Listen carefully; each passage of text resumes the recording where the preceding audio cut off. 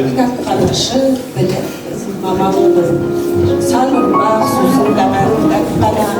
сарқылмас сарайысың парасаттың, кітап сүйер қауымның бастауалар, білімінің рухани ордасысың, тәуелсіз жас ұрпаққа кітапхана саласының кәсіби құндылықтарын сақтау, жастар арасында мамандық беделін